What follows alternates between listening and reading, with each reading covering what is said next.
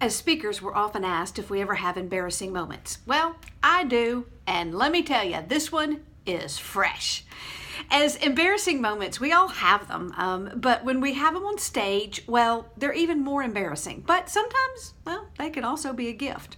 Months ago, I was speaking for this association. It was about, 400 people. I was the closing keynote speaker, speaking for about 2 hours. It was near the end of the speech, and we'd all been on this awesome, amazing ride, humor and stories and mind-blowing content. And the energy was electric, and I had about 15 minutes left in my speech. Now, it was a big stage, probably about 4 or 5 feet tall, one where you had to walk up the stairs to get on top of it. And there was a good amount of space between the stage and the first row of audience, about the size of an orchestra pit, only with no orchestra. And let me tell you, that pit had no idea what purpose it was going to serve for me that day. So I'm doing my thing. I'm ramped up, high energy, having a ball, and y'all, I'm all over that stage. I've just ended my chub rub story about my sequin pants and my thighs rubbing together when I walked, and well, let's just say we'd reached a whole new comfort level at that moment now that I'd shared. But anyway, I'm into my closing words of encouragement and my motivation, the pre-subtle book pitch, followed by the heartwarming poem. And I'm in full-on motivational speaker mode at this moment, and I am in the zone. I am channeling the message, and I am on fire. Now, as speakers, you all know, there are a lot of things that go on in our heads when we speak. There's a lot of different voices and thoughts. We're thinking about what we're saying, what we need to say next, what we just said, what we forgot to say, what we don't want to forget to say, and a tally of everybody who's laughed and who hasn't in the last 90 minutes. And I hope my hair had held up, because they sure are taking a lot of pictures that day. So I'm in the middle of having all these thoughts when all of a sudden, in the middle of this jumble of different scripts running through my head, this one new thought comes rushing in, louder than all the other thoughts, and her name was Panic. Panic was out of breath, and she was close to hysterics when she told all the other voices to shut up, that Houston, we have a problem. So she had my attention now, as she pointed out to me that doesn't it feel kind of funny underneath my feet? And she had a good point. It was a new feeling, one I'd never experienced in all my years in this business. It was the feeling of air. That's it. There was air under my feet instead of stage. Now, I'm still walking, I'm still talking, I'm still pumping my arms, only now there is no stage under me anymore. I look like a cartoon character, because now I am walking on air. And in that moment, time froze. Literally, I could feel every millisecond ticking in my head as I became full aware of the fact that I, their closing keynote speaker, had become airborne. Yep, it's true. I had walked right off the front of the stage. I didn't stumble off. I didn't trip off, or I literally leaped off the stage as if I had taken a running start. And in this moment, I am in midair, still talking, still motivating, while Panic and I had a few words. Now, thank God I was wearing boots and not pumps, or that story would have really had a gruesome ending. Panic had taken charge at this point, and she is chanting in my ear, "Just land on both feet, bend your knees," she whispered. "Land on both feet, bend your knees. You've got this." It was the same thing she told me when my water broke at the all-you-can-eat chicken wing buffet at Route 29, but I digress. So there I am. Just land on your feet, bend your knees, and breathe. You've got this.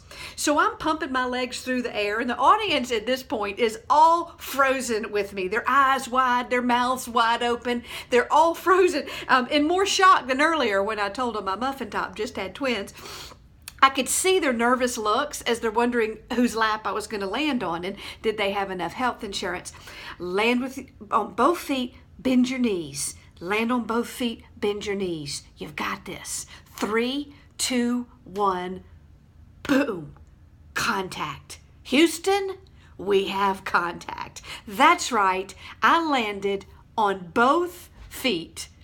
Oh, and we're talking leaping over 4 or 5 feet from the stage to the floor, and I landed on both feet with my knees bent. I've got this. And I kind of crouched there for a second while Panic knelt down and kissed the ground and started singing praise and worship songs. But I was okay, y'all. I mean, if you know me and what a klutz I am, and you know how unusual that would be for me to land on both my feet. And so I kind of crouched there for a second, and I was okay, and I'm still talking, not missing a beat, still motivating, still giving out words of encouragement as I slowly rise up. And this big smile creeps over my face, and I threw my arms up in the air. It was like, ladies and gentlemen, the perfect dismount. The judges are giving her all 10s across the board. We've never seen anything like it. Flawless execution. I looked like a gymnast doing a dismount off the parallel bars, and the crowd went wild. And in that moment, without thinking, my other voice, Wit, pushed Panic aside and took over.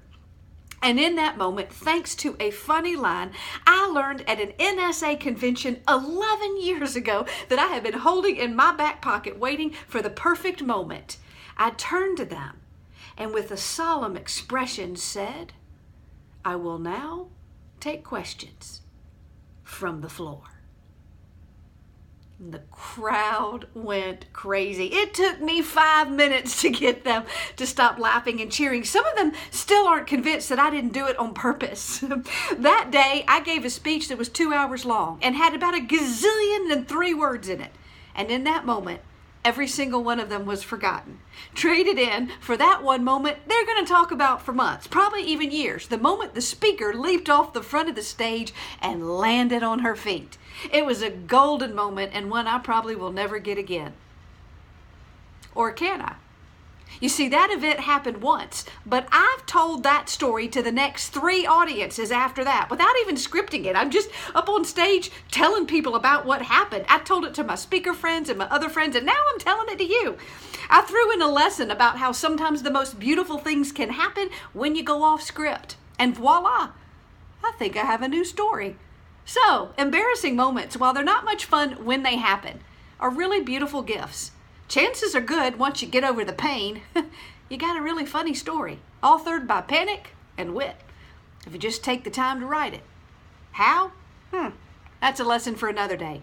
For now, just remember that sometimes the best parts of your speech happen in those moments you didn't plan. So when you find yourself hanging out there in midair, just remember, land on both feet, bend your knees, and breathe. You've got this.